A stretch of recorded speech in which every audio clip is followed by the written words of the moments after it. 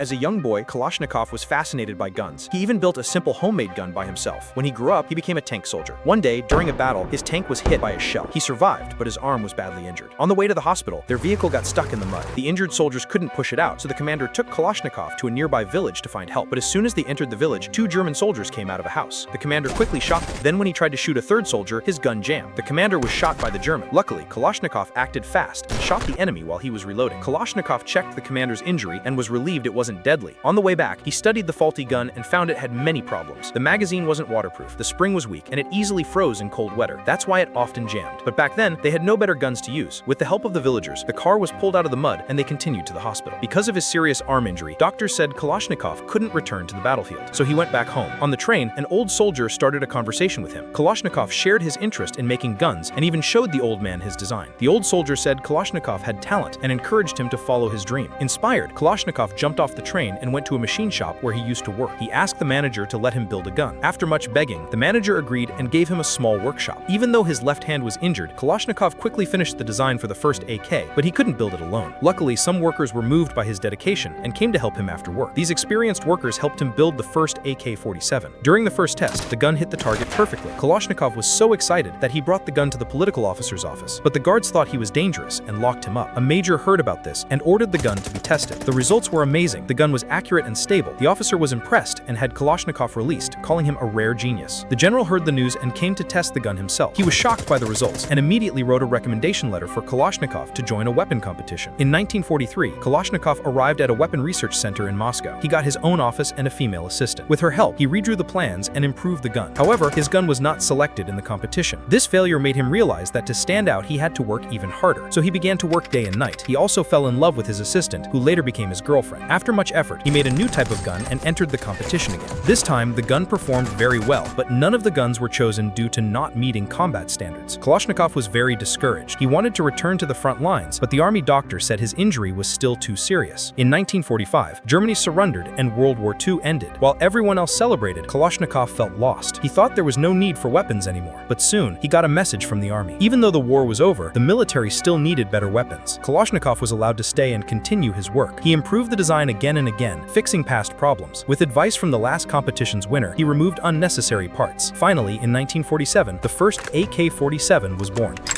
Kalashnikov was so excited that he didn't want to wait for the official test. The testing ground was fully booked, so he drew targets on barrels in the camp and tested it himself. The gun performed perfectly, both in single shots and full auto.